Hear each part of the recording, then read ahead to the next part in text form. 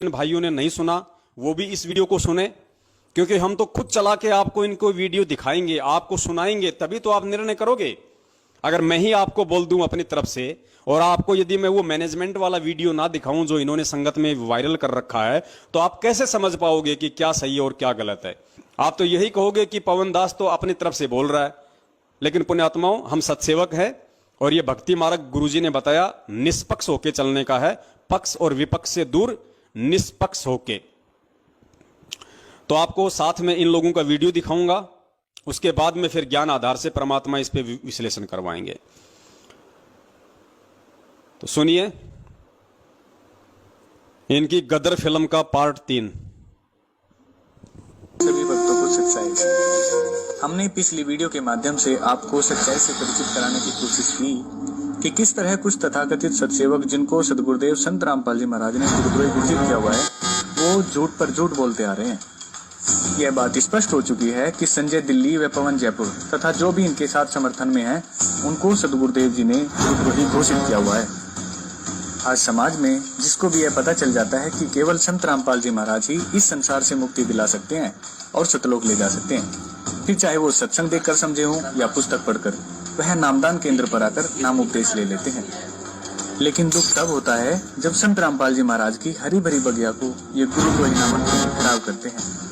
एक तरफ तो हम यह कह रहे हैं कि मोक्ष केवल संत रामपाल जी महाराज ही करा सकते हैं और वही बंदी छोड़ हैं, इसलिए हम सभी भगत उनका बंदी छोड़ सदगुरु रामपाल जी महाराज के नाम से जयकारा लगाते हैं। दूसरी तरफ ये गुरुद्रोही कह रहे हैं कि सदगुरुदेव जी को षड्यंत्र के तहत फंसा दिया गया। अब पुण्यात्माओं, यही सबसे बड़ा पॉइंट है जो इन्होंने इन वीडियो में रखा है। इनके पास और तो कोई प्रूफ है नहीं हमारे खिलाफ, और तो कोई सबूत है नहीं सिवाय उआबाई के। तो इन्होंने ये जो 4 मिनट का वीडियो बनाया था, इसमें इनका सबसे पहला जो आरोप है, सबसे पहला जो दोषारोपण है हम सत्सेवकों के ऊपर, या यूं कह लीजिए मुझ पवन दास के ऊपर, वो इन्होंने ये लगाया है कि भाई एक तरफ तो ये लोग ये कहते हैं कि परमात्मा तो जो है वो बंदी छोड़ है, और दूसरी तरफ कहते हैं कि परमात्मा को सतलोक आश्रम मैनेजमेंट हरियाणा वालों ने एक षड्यंत्र के तहत फंसाया है। और फिर ये कह रहे हैं कि बताओ पुण्यात्माओं, परमात्मा को षड्यंत्र के तहत कौन फंसा सकता है? अब पुण्यात्माओं, दास ने अनेकों बार ये शब्द कहे हैं। जो बातें सही हैं, जो सत्य है, वो मैं स्वीकार करूंगा। बिल्कुल मैं पिछले 7 साल से यही कहता आ रहा हूं कि परमपिता परमेश्वर सतगुरु रामपाल जी महाराज जी को बरवाला कांड के तहत काल एजेंट सतलोक आश्रम मैनेजमेंट हरियाणा अर्थात राष्ट्रीय समाज सेवा समिति ने, जिनमें उनका भाई, बेटा, बंधु, जवाई, रिश्तेदार और कुछ मूर्ख टाइप के लोग थे, जिन्होंने अपनी मनमानी घटिया हरकतों के चलते और महेंद्र जैसे शीर्ष लोगों ने प्रशासन के साथ मिलकर एक सोची समझी साजिश के तहत एक चाल के तहत गुरुजी के खिलाफ षड्यंत्र रचा और गुरुजी को फंसाया। बिल्कुल मैं अपने इस बात पे कायम हूं, मैं झूठ नहीं बोलूंगा, क्योंकि झूठ बोलना दुष्टों का काम होता है, काल एजेंटों का काम होता है, सत्सेवकों का नहीं होता है। अगर मैंने ये बात कही है कि पूज्य गुरुदेव जी को षड्यंत्र के तहत फंसाया गया है, तो इस चीज को मैं साबित भी करूंगा और मैंने साबित भी किया है। और पुण्यात्माओं, दास ने फिर अपने वीडियो में यह भी जिक्र किया है कि भाई वो परमात्मा है, सारी सृष्टि का रचनहार है, जिसके आधे बाल पे पूरी सृष्टि नहीं है। वो परमात्मा सतगुरु रामपाल जी महाराज जी हैं, जिनको बरवाला कांड के तहत फंसाया गया है। अब आप लोगों को ये बातें कैसे समझ में आएंगी? इस चीज को हम ज्ञान आधार से समझेंगे कि एक जीव भी परमात्मा को कैसे फंसा सकता है। पुण्यात्माओं, परमात्मा अपने वास्तविक स्वरूप में नहीं है। परमात्मा अपनी वास्तविक जो समर्थता है, अपनी वास्तविक जो पावर है, परमात्मा उसको नहीं दिखा रहा है। परमात्मा एक आम व्यक्ति की भूमिका में है, आप और हमारी तरह। और यही परमात्मा आज से 650 साल पहले एक आम व्यक्ति की भूमिका में आया था, वैदिक नाम जिनका कबीर। तो वो परमात्मा आज से 650 साल पहले हम सभी जानते हैं कि वो परमेश्वर कबीर दास के रूप में इस धरती पे आए हुए थे, आप और हमारी तरह एक मानव शरीर धारण करके। और पुण्यात्माओं, उस समय उस परमेश्वर को अपने जैसा एक मानव जानकर, अपने जैसा मानव शरीरधारी ही समझकर अपने जैसा एक व्यक्ति ही समझकर, आप सबको अच्छे से पता है कि उनके साथ में कैसे कैसे षड्यंत्र किए गए, कैसी कैसी साजिशें उनके खिलाफ रची गई। चलिए मान लेते हैं शेख तकी तो उस परमात्मा का भगत नहीं था, वो तो जगत वाला था। क्या सिकंदर लोदी भी उस परमात्मा का भगत नहीं था? सिकंदर लोदी को परमात्मा ने प्रत्यक्ष चमत्कार दिखाए।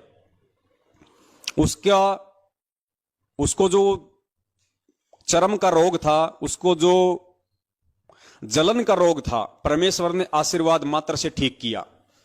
उसकी आंखों के सामने रामानंद जी की कटी हुई जो गर्दन थी उसको वापस जोड़ा और वो परमात्मा का शिष्य बना।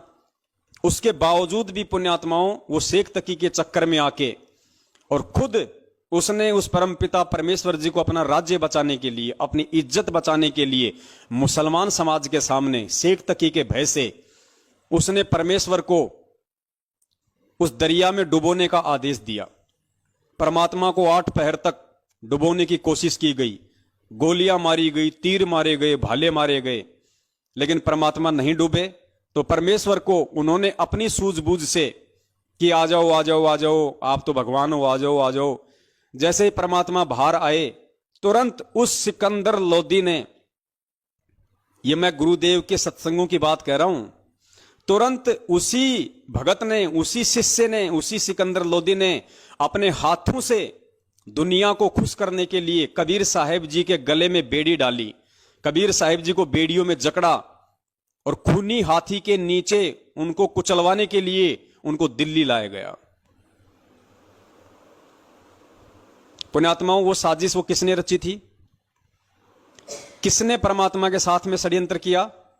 सिकंदर लोदी ने। वो भी तो उनका भगत था। तो पुण्यात्माओं, कहने का मतलब यह है, परमात्मा किसी के साजिशों का शिकार नहीं होता, परमात्मा किसी के षड्यंत्रों का शिकार नहीं होता, लेकिन एक जीव वो उस परमात्मा को अपने जैसा जीव समझ के, अपने जैसा मानव समझ के, अपने जैसा सामान्य व्यक्ति या एक संत समझ के, अपनी घटिया सोच से और काल प्रेरित बुद्धि से वो ऐसी घटिया हरकतें उस परमात्मा के साथ में जरूर कर सकता है। और वो घटिया हरकत 650 साल पहले भी की लोगों ने, और वो घटिया हरकत बरवाला कांड के माध्यम से सतलोक आश्रम मैनेजमेंट हरियाणा ने भी उस परमपिता परमेश्वर को फंसाने की। और यदि ये सतलोक आश्रम मैनेजमेंट हरियाणा गुरुदेव को नहीं फंसाना चाहता था, या इन्होंने नहीं फंसाया, या इन्होंने ऐसा कोई फंसाने की नहीं सोची, तो आपने आज से 3 दिन पहले दास ने जो वीडियो बनाया था और आपको जो महेंद्र का इंटरव्यू दिखाया था, जिसमें खुद उनका भाई सरेआम बरवाला कांड से 2 दिन पहले मीडिया के सामने वहां कह रहा है, जहां 20,000 पुलिस फोर्स खड़ी है, कि हमने संत रामपाल जी महाराज जी को परसों ही स्वास्थ्य इलाज के लिए बाहर हॉस्पिटल में शिफ्ट कर दिया, वो आश्रम में नहीं है। पुण्यात्माओं, ये सोची समझी साजिश के तहत ये इंटरव्यू दिया गया था, जबरन उस परमेश्वर को फंसाने के लिए, आश्रम पे पुलिस के द्वारा जबरन हमला करवाने के लिए एक सोची समझी साजिश थी ये। क्योंकि पिछले 7-8 दिनों से वहां पे 20,000 पुलिस फोर्स पड़ी हुई थी, लेकिन आश्रम पे अटैक नहीं कर रही थी। क्यों नहीं कर रही थी? क्योंकि सामने बच्चे थे, महिलाएं थी, उनको भी पता था कि ये बेचारे ये निर्दोष हैं। पुलिस आगे नहीं बढ़ रही थी, और पुलिस आगे नहीं बढ़ रही थी तो मैनेजमेंट को टेंशन हो गई, गुरुजी के भाई को चिंता हो गई कि हमने जो षड्यंत्र जो रचा था वो तो फैल होता जा रहा है। तो पुलिस को उकसाने के लिए और जानबूझ के पुलिस आश्रम पे हमला करे, इसके लिए उसने पुलिस वालों के सामने और मीडिया को इंटरव्यू दिया कि संत रामपाल जी महाराज जी आश्रम में नहीं है, हमने परसों ही उनको बाहर हॉस्पिटल में शिफ्ट कर दिया स्वास्थ्य इलाज के लिए, ताकि पुलिस प्रशासन सख्ते में आ जाए और पुलिस प्रशासन ये सोचने पे मजबूर हो जाए कि जब हम पिछले 10-12 दिनों से यहां पे डेरा डाले बैठे हैं, धारा 144 लगा रखी है, चिड़ी का बच्चा ना आ सकता ना जा सकता, और संत रामपाल जी का भाई जो आश्रम का सबसे बड़ा व्यक्ति है, उनके बाद एक जिम्मेदार व्यक्ति जब इस तरह का बयान दे रहा है तो जरूर दाल में काला है। लगता है संत रामपाल जी महाराज जी को इन्होंने किसी भी तरीके से आश्रम से फरार कर दिया। उसके बाद पुण्यात्माओं, पुलिस प्रशासन ने आश्रम पे हमला किया इस महेंद्र का इंटरव्यू सुनने के बाद। तो पुण्यात्माओं, ये साजिश नहीं थी तो और क्या थी? ये षड्यंत्र नहीं था तो और क्या था? ये पुलिस वालों को आश्रम पे अटैक करने के लिए, अगर उकसाने के लिए षड्यंत्र नहीं था तो और क्या था? तो इन्होंने की ना अपनी साजिश, लेकिन ये अपनी साजिश में फेल नहीं हुए, क्योंकि परमेश्वर किसी की साजिश का शिकार नहीं होता, परमात्मा किसी के षड्यंत्र का शिकार नहीं होता। तो दास ने इस तरीके से ज्ञान आधार से वो पूरा वीडियो बनाया हुआ है। लेकिन ये गद्दार, ये काला एजेंट संगत को सच्चाई तो सौपन में भी नहीं बताते, ये तो उल्टा संगत को भ्रमित करने की कुचेष्टा करते हैं। इसलिए आधी अधूरी बात ये लोग संगत के सामने पेश करते हैं। और आज क्या उस परमात्मा को बदनाम करने की साजिशें नहीं हो रही? अरे जिस परमात्मा ने 27 साल हो गई हमें साधुतापूर्ण जीवन जीना सिखाया, हमें राजनीति से, बीजेपी कांग्रेस से कोसों दूर रखा, और उसी परमात्मा का नाम लेके, उसी परमात्मा के आदेश की आड़ में संगत को गुमराह किया जा रहा है। कभी बीजेपी को वोट डलवाया जाता, कभी कांग्रेस को वोट डलवाया जाता है।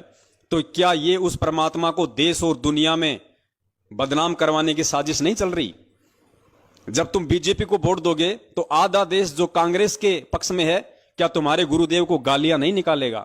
क्या तुम्हारे गुरुदेव को दोगला नहीं कहेगा कि भैया रामपाल तो थोड़ा बहुत ठीक था, लेकिन अब देखो पूरा जीवन तो इसने कुछ किया नहीं, और जेल जाते ही अपने छूटने के लिए और इसने बीजेपी का समर्थन कर दिया। भाई ये तो बड़ा दोगला आदमी है, बड़ा घटिया आदमी है, ये तो राम रहीम से भी गया गुजरा निकला। और 6 महीने बाद तुम बीजेपी छोड़ के फिर तुम कांग्रेस की चप्पल चाटते हो। फिर वो आधा देश जो बीजेपी के समर्थन में, फिर वो गुरुजी को गालियां निकालता है कि भाई रामपाल तो वास्तव में दोगला आदमी है, 6 महीने पहले तो हमारे साथ में था, अब कांग्रेस की तरफ चला गया। तो पुण्यात्माओं, क्या ये उस परमात्मा को देश और दुनिया में बदनाम करने की साजिश नहीं चल रही?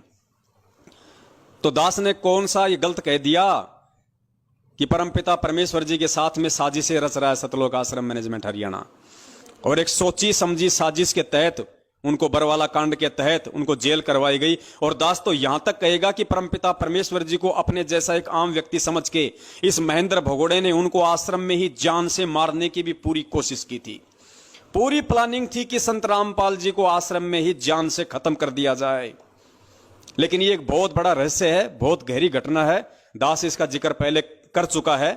इन्होंने पूरी साजिश रची और मारने के लिए अंदर भी चले गए यही लोग, लेकिन परमात्मा इनको मिला नहीं। परमेश्वर छुप गया। छुप गया मतलब अंतर ध्यान हो गया परमात्मा। वो तो सौद स्वरूपी राम है, कोई हाड़ मास का थोड़ी है। तभी तो परमेश्वर ने अखबार में कहा था कि मैं छुप गया तो बच गया, वरना ये लोग मुझे जान से मारना चाहते थे। परमेश्वर का शब्द झूठ नहीं हो सकता।